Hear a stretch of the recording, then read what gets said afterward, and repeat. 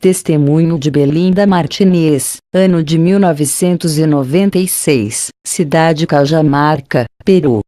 Sou uma ex-modelo e agora serva de Deus. Trabalhava em uma agência onde vendia a minha imagem. Eu trabalhava em outra empresa, mas essa era de roupas. Às vezes veste algumas roupas para fazer propagandas à empresa de modas. Conheci um rapaz chamado Omar Narvaez e com poucos meses de namoro a gente se casou. Ele é evangélico e queria que eu deixasse a minha profissão por ciúmes. O maior erro dele foi deixar de casar com uma serva de Deus e querer uma mulher ímpia que sou eu. Os cristãos de hoje têm as suas mentes carnais, preferindo mulheres lindas, não importa se elas são do mundo. O nosso casamento não estava indo bem e o meu esposo começou a me bater e proibir eu trabalhar. Fiquei com tanto ódio dele e comecei a sair com outro homem escondido. Até que ele descobriu o meu envolvimento. Ele viu o rapaz comigo, não teve nenhuma reação. O meu esposo escreveu uma carta pedindo perdão. Ele disse que foi muito autoritário comigo e entendia que eu estava traindo ele por vingança e não por não gostar. O que ele disse é verdade, eu o amava, mas estava muito magoada. Eu queria causar dor nele para ele sentir o que eu estava sentindo. Ele foi embora de casa indo para outra cidade. Eu fiquei livre para trabalhar no meu emprego. E o meu irmão Fernando, que se envolveu com as drogas, tinha acabado de se tornar um traficante. Eu queria ficar mais bonita e gastei dinheiro com cirurgia estética. Coloquei silicone nas nádegas e 3 meses depois marquei para colocar nos meus seios. Fui para a mesa de cirurgia e naquele dia tive complicações. Perdi muito sangue e o meu coração estava com batimentos cardíacos muito fracos, eu estava com as visões escurecendo. Estava morrendo aos poucos e a minha visão espiritual estava se tornando real. Comecei a ver demônios parecendo urubus ao meu redor querendo levar a minha alma. Eu em meus pensamentos perdi a misericórdia a Deus. Eu estava morrendo de medo e não queria que aqueles monstros feios levassem a minha alma. Eu fechei os meus olhos e não consegui abrir e acordei no inferno. Fiquei apavorada ao ver a cena de terror nesse lugar. Eu vi um homem que estava com as costas cheias de tatuagens e um demônio chicoteava as suas costas e os pedaços de carne começaram a cair ao chão. Depois o mesmo demônio com uma lâmina cortou as costas desse homem e tirou toda a sua pele tatuada. Aonde tinha tatuagem em seu corpo, o demônio cortava a carne tatuada e deixava somente o esqueleto das costas. Esse homem foi castigado severamente por pintar o templo do Espírito Santo. Saí correndo apavorada e vi mulheres que colocaram silicones em seus corpos. Os silicones criaram vidas dentro dos seus corpos e explodiam iguais bexigas dentro dos corpos dessas mulheres. Outros silicones criaram pernas e saíram vivos de dentro daquelas mulheres. Esses silicones são demônios, parecendo uma gelatina viva, que moravam dentro daquelas mulheres e quando elas morreram e caíram no inferno, eles deixaram os corpos. Demônios do silicone moram dentro das pessoas que colocam isso em seus corpos. Você até pode morrer e ser enterrado com o seu corpo cheio de silicone, mas os demônios ficam instalados dentro da alma por causa do silicone e só vão sair quando você estiver dentro do inferno. Para aquelas que se converteram a Jesus e têm silicone no corpo e foi liberta do mundo, o demônio do silicone saiu, mesmo que o material plástico fique dentro da pessoa. Eu tirei todos os silicones do meu corpo depois que voltei do inferno. Fiquei apavorado por saber que pertence aos demônios. Eu vi no inferno os demônios com materiais de silicones prontos para trazer para a terra. Os demônios no inferno chamam as pessoas que colocam silicone pelo corpo de meus bonecos de plásticos. Eu vi um lugar onde só tem modelos. Elas morreram na ilusão de ganhar o mundo através das suas belezas. Eu vi modelos pobres e ricas, tem homens modelos nesse lugar também. Essa é uma isca que Satanás tem jogado para ganhar muitas almas. Eu vi muita Miss no inferno. Ali é um lugar que só tem pessoas lindas que idolatravam os seus próprios corpos. Eu vi dançarinas de programas de televisão. Pessoas que gostam de danças em casas de shows, quando morrem vão dançar para os demônios dentro da sala do inferno. Ali eles são obrigados a dançar em cima dos pregos eternamente. Os pés dessas pessoas sangravam e os pregos quentes de brasas rasgavam os seus pés. Eu vi falsos profetas, falsos mestres e falsos pastores. Os demônios enfiam um grande ferro em suas bocas até furar as suas gargantas. Eles são atormentados na boca porque se recusaram a pregar o Evangelho. Não quiseram pregar a verdade e usaram fábulas do Antigo Testamento, pregando riquezas. Eu vi um rapaz que se desviou do caminho de Jesus por não conseguir uma esposa. Eu vi uma moça que estava firme no caminho de Jesus. Quando ela conheceu um rapaz ímpio e começou a namorar. O rapaz a tirou do caminho de Jesus e o demônio da morte se apossou dele. Esse rapaz tirou a vida dessa moça e ela se encontra no inferno. Eu vi um cristão que se desviou por não conseguir um emprego para trabalhar, ele sofria muito no inferno. Eu vi um pastor que foi deixado pela esposa e os filhos. Ele não resistiu à prova e se desviou, morreu e está no inferno. Eu vi uma missionária no inferno. Ela gostava do seu emprego e quando foi demitida se desviou. Essa mulher estava no inferno sofrendo agonias mortais. Eu vi um casal de cristão no inferno, ambos eram evangelistas. O rapaz fazia a obra de Deus e ganhou muitas almas. A moça também era dedicada à obra. Quando os dois se casaram as suas fés esfriaram-se. Eles deixaram de ganhar almas e apesar de ir à igreja, tinham renunciado aos seus chamados. Elas foram ungidos por Deus para fazer a obra de levar o Evangelho e deixaram de anunciar. Um dia elas foram viajar para um lugar em busca de curtir a vida. Eles foram de carro e nesse dia os demônios armaram um laço de morte. O carro bateu em um muro e os dois faleceram e agora estão no inferno. Eu vi políticos no inferno por causa da corrupção e a mentira. Eu vi cristãos políticos no inferno. O cristão não pode ser político. A única igreja que faz aliança com a política é a meretriz do Apocalipse. A meretriz é a falsa igreja que faz aliança com o governo da besta e aceita a sua marca. A falsa igreja perseguirá os cristãos. Qualquer igreja que faz aliança com os governos dessa terra, já não são mais noivas e sim meretrizes. Eu vi calças jeans femininas e masculinas no inferno. Eu vi saias jeans no inferno, esse pano foi feito na galeria do inferno. E o pano foi consagrado por um satanista para nunca sair de moda. Homens e mulheres de Deus, não usem esse pano. Eu vi várias modas jeans no inferno. Eu vi calças rasgadas, manchadas e com bordados no inferno. Eu vi calças esportes consagradas ao diabo. Eu vi tênis no inferno e uma fábrica dos demônios. Essa fábrica produzia tênis com as marcas da Nike, Olímpicos, Adidas e outras marcas.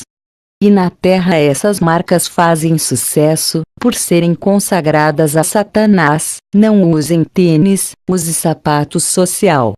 Eu vi como os bicos dos tênis se abriam e a palmilha era uma língua que saía de dentro e dava para ver os dentes afiados de piranhas desses tênis. Eu vi muitas marcas de roupas que eu usava para fazer propagandas. Os desenhos estilistas dessas roupas são planejados no inferno. Os demônios usam essas roupas no inferno e ainda zombam das modelos. Eu vi os demônios de passarelas que influenciam as modelos. Eu tive uma visão da Terra com um grande desfile, onde os demônios se desfilavam iguais às modelos. Os donos das empresas fazem pacto e recebem informação do inferno como devem produzir as roupas. E o mediador dos pactos são os feiticeiros. Os desenhos estampados nas camisas também são figuras de demônios. A minha visão foi até a terra e puder ver um demônio do homicídio possuindo meu irmão Fernando. A sua personalidade ficou mal, eu vi o seu coração endurecendo e a sua alma escurecia. Ele pegava uma arma e assassinava essa pessoa. Eu sou Omar Narvaez, esposo de Belinda Martínez.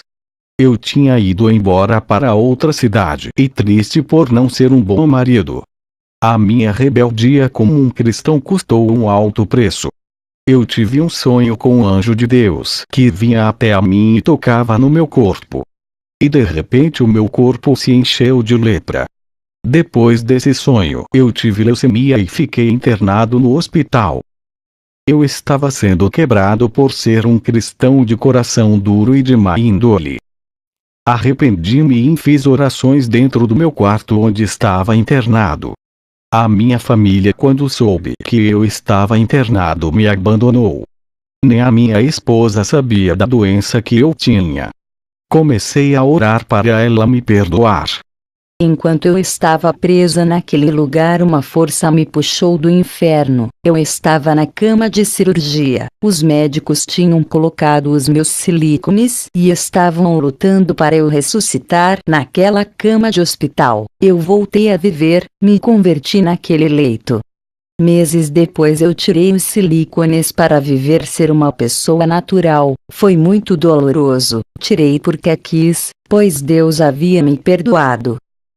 Estava orando na madrugada, eu vi um homem armado em uma moto ao redor da casa do meu irmão Fernando. Por detrás desse homem estava um demônio da morte. O meu irmão estava prestes a ser assassinado, pois o homem esperava ele sair de casa para matá-lo. Eu orei para Deus dar o livramento ao meu irmão, assim como um anjo cegou o exército da Síria. E aquele homem, toda vez que ficava esperando meu irmão para matá-lo, era cegado pelo anjo que o livrou através da minha oração. Hoje o meu irmão é pastor de igreja.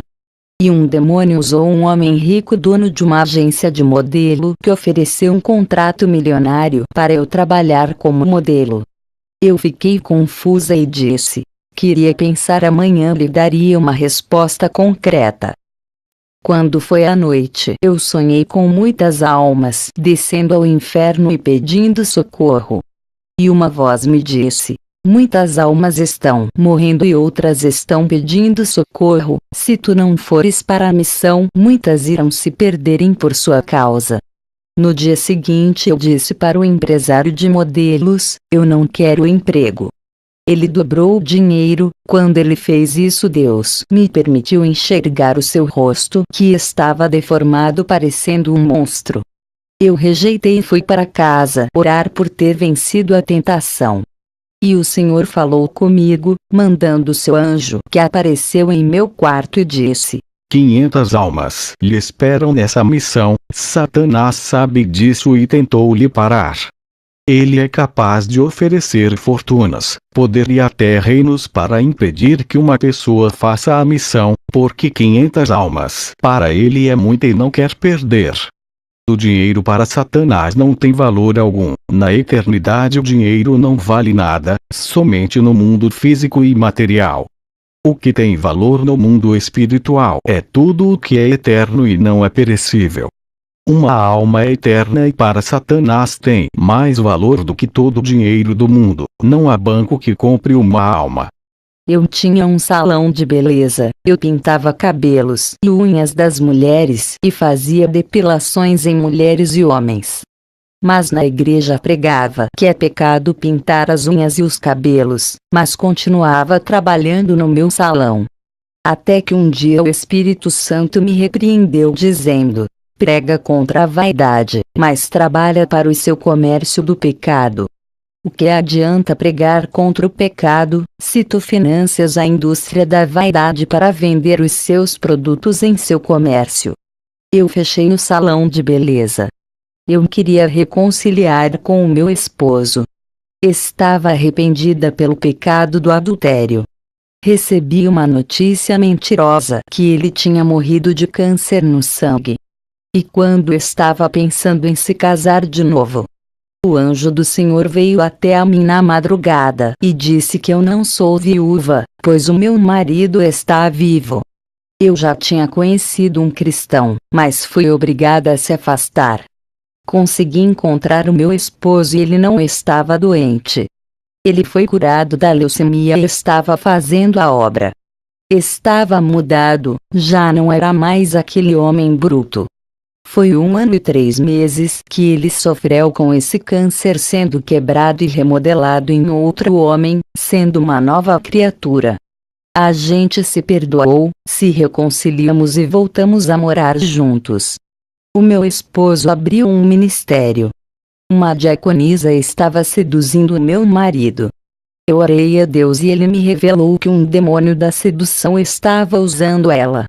Orei a Deus pedindo livramento do meu casamento e essa diaconisa se desligou do nosso ministério e nunca mais a vimos. Quando eu tive essa revelação do inferno, nunca mais voltei a trabalhar naquela empresa de moda. Eu prefiro perder tudo nessa terra, até os privilégios de ser modelo e a garota propaganda. Mas com a certeza de perder tudo aqui para ganhar tudo quando entrar na mansão celestial. Eu vejo pessoas que não querem nada na terra e sacrificam as suas vidas porque as coisas terrenas. Nada disso tem valor comparado com a graça de Deus e a salvação. A alegria de ter o nome escrito no livro da vida e transbordar no rosto a unção de Deus é tudo na vida. Somos ricos por tudo isso. Quero dizer para as pessoas que colocam o dinheiro acima de tudo. Eu ganhei muito dinheiro como modelo e o meu alto salário não preenchia o meu vazio. A meretriz do Apocalipse está adornada com os adornos do mundo para seduzir. A meretriz usa vestido sedutor e se embriaga com o vinho dos prazeres. Muitas mulheres da igreja usam os mesmos adornos desse mundo. As suas vestes são sedutoras iguais ao da meretriz do Apocalipse. As mulheres cristãs se embriagam do vinho desse mundo igual à grande meretriz. O vinho dos prazeres desse mundo é vaidades, sensualidade e novelas. Eu faço evangelismo com o meu esposo para todos os lugares.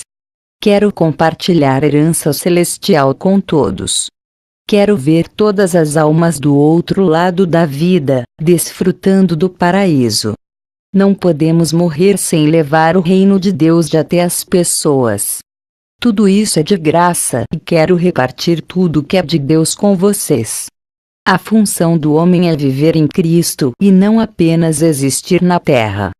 Muitos cristãos, por causa de cargos, ensoberbecem os seus corações.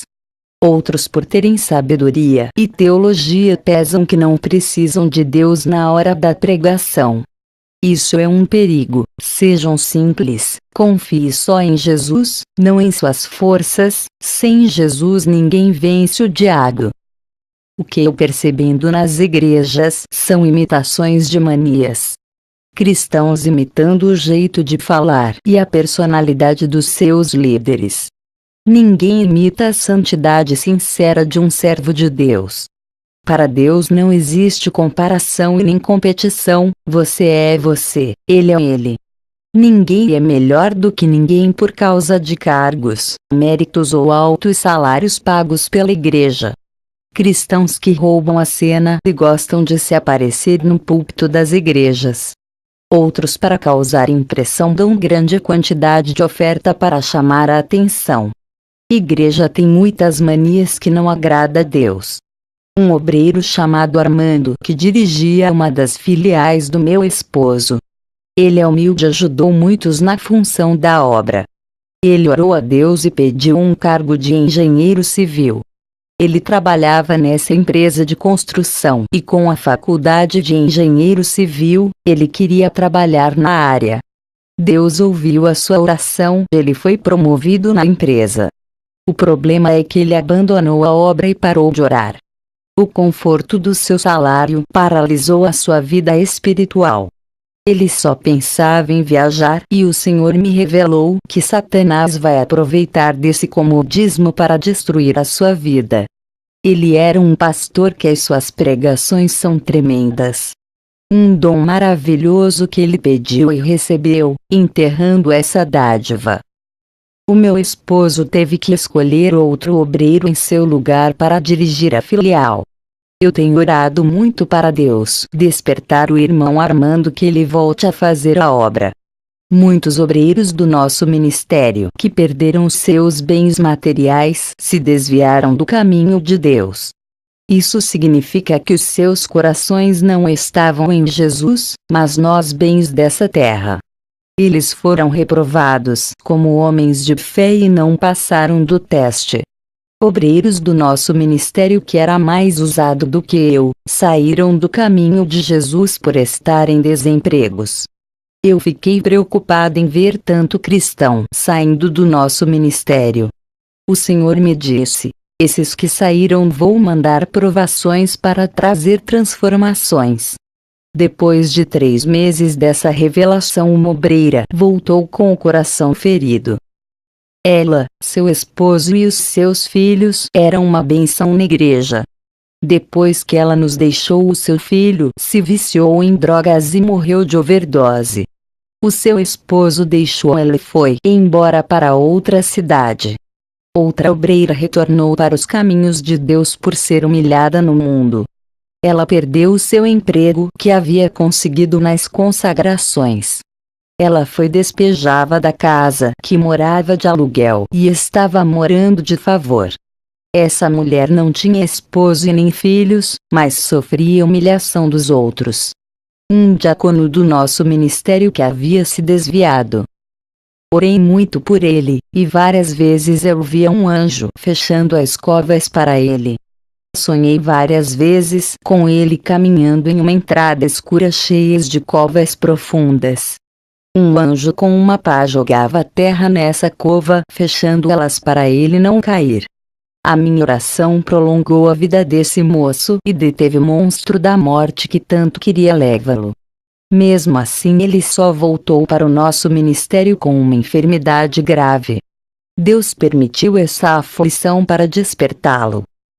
Ele estava com câncer e sem alternativa, e o único jeito foi se render a Deus. Quase morrendo, ele se arrependeu e chorou amargamente. Foram 6 meses de aflição e Jesus o levantou daquele leito e o curou, o câncer desapareceu e hoje ele faz a obra ajudando meu esposo. A pequena empresa do diácono Raul faliu, ele congregava com a gente. Ele ficou endividado sem poder pagar as suas dívidas. Ele ajudou o meu esposo a abrir o ministério e fez uma faculdade de administração. Ele abriu a sua pequena empresa e prometeu para Deus, se lucrasse, iria ajudar a obra de Jesus crescer. Quando a sua empresa começou a lucrar, ele desviou e começou a gastar o seu dinheiro com mulheres e prostituição, esquecendo-se da sua promessa que tinha feito. O homem promete e não cumpre, mas Deus cumpre o que promete, porque ele vela da sua palavra para cumprir. Cuidado com aquilo que tem prometido para Deus, pois ele irá cobrar. Esse homem perdeu tudo e se lembrou de Deus. Ele chegou à nossa igreja falido e passando necessidade. Jesus falou para mim, me revelando o que iria acontecer com os desviados, e as revelações se cumpriram todas de 3 meses em diante. Jesus disse: irei deixar Satanás tocar naquilo que é mais importante em suas vidas. Aquilo que ocupar o primeiro lugar em seus corações. E muitos que estavam no nosso ministério e haviam saído por coisas banais em torno de 1 ano e meio voltaram tudo. O meu esposo, quando perdeu esses membros, quase fechou a igreja por não ter ofertas para pagar o aluguel. E quando meu esposo pegou a chave do salão para entregar ao proprietário, no mesmo dia um empresário parou o seu carro perto dessa humilde igreja e fez uma doação em dinheiro. E conseguimos pagar 1 ano de aluguel, fechamos um contrato. Quando a obra é de Deus, Ele não permite e prepara tudo. Eu havia chorado e orado muito para que a igreja não fechasse. Depois que os desviados voltaram, começou a entrar ofertas. Como nós adiantamos 1 ano de aluguel, estávamos em paz. Você tem apenas uma flecha. Atire no alvo certo, essa é a única oportunidade. Se perderem a chance, não ganharam essas almas. Aprenda a usar a palavra de acordo com cada problema. Cada versículo e a solução exata para um problema diferente. As pessoas são medicadas conforme aquilo que sentem. Cada palavra da Bíblia é um tratamento espiritual para cada doença da alma. A igreja tem que ser como um pai, sustentar os filhos sem deixar faltar o alimento da palavra, ensinando eles a trabalharem na obra. A igreja também é uma mãe que dá carinho, amor, correção e não deixa faltar nada. A igreja é como uma ave que acolhe os filhotes debaixo das asas e ensina a eles a caminhar, aconselhando sobre os perigos do mal. A igreja tem que passar confiança, convicção e certeza da veracidade da doutrina bíblica. A igreja tem que satisfazer a todos que ouvem os seus ensinamentos. As pessoas de hoje preferem congregar em igrejas antigas e famosas. Quando mais conhecida for igreja, mais escolhidas são. Nomes de igreja não significam nada. Tamanhos dos templos e a quantidade de membros não são importantes. Igrejas antigas que são famosas pelas suas histórias, mas hoje elas estão mortas. Não menospreze as igrejas que não são conhecidas. Não substitui uma pequena igreja com poucos membros, eles podem viver um evangelho sério, enquanto as igrejas famosas não vivem. A igreja pode ser desconhecida e muito espiritual. E as igrejas famosas com grande quantidade de membros vivem na carne. São as igrejas pequenas que estão avivadas. Eu sou esposo de Belinda e um pastor de uma igreja pequena. O povo tem compromisso com Jesus dessa igreja e estão sendo ensinados a caminhar na trajetória certa do bom pastor. Não oferecemos fórmulas mágicas de prosperidade e não fazemos propaganda de milagres para atrair multidões. Tem igrejas que anunciam aquilo que não podem realizar. Eles prometem aquilo que Jesus não prometeu realizar. Quando Jesus quer operar as suas maravilhas, Ele faz independente de colocar propagandas de milagres. Jesus não é obrigado a operar milagres se não quiser por causa de uma campanha de milagres. Ele não pode ser forçado a realizar as vaidades desses pastores transgressores do Evangelho, fazendo o que quiserem. A igreja, para ganhar respeito e credibilidade de Deus, tem que ser diferente, sendo uma igreja espiritual.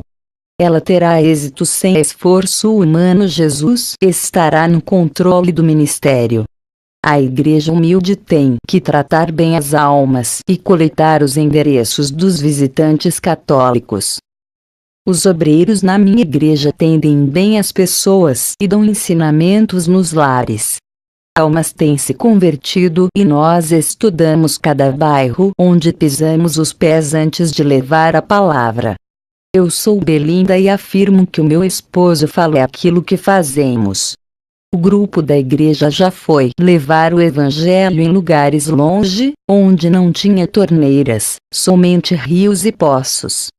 Entramos em países onde fomos rejeitados e a nossa palavra não foi recebida. A nossa igreja tem produtividade e chegamos a ganhar 100 almas por mês. Nossas metas é chegar a ganhar 1000 almas por mês, mas o que importa é a força de vontade. O trabalho é árduo, muitos obreiros não conseguem acompanhar o ritmo do evangelismo do ministério que fazemos em cada bairro da cidade. Cristãos acostumados com igrejas onde ninguém sai dos templos para evangelizar nas ruas. Eles não conseguem se adaptar em nossa igreja, porque só sabem falar de Jesus em cima de púlpitos. Eu fui treinada por Deus para resgatar almas. Essa é a minha especialidade. Eu não prometo aquilo que Jesus não vai fazer, e através de cada necessidade ensinamos às pessoas quais são os desejos de Jesus para cada um. Não fazemos campanha prometendo uma vida realizada, fazendo Jesus de gênio da lâmpada. Sempre falo das dificuldades de ser um cristão e do caminho estreito que eles devem seguir. Quando nosso grupo vai para as ruas evangelizar, sempre falamos para as pessoas que pode ser a última chance e a única oportunidade para se salvarem. Pode ser os seus últimos dias de vida, alguns podem morrer hoje, ou amanhã. Vamos continuar fazendo esse trabalho com amor para alcançar os corações. Temos que acertar o alvo e sermos competentes. Eu desejo a todos que nos ouvem, se esforcem na obra, fiquem com Deus e na comunhão do nosso Senhor Jesus. Amém.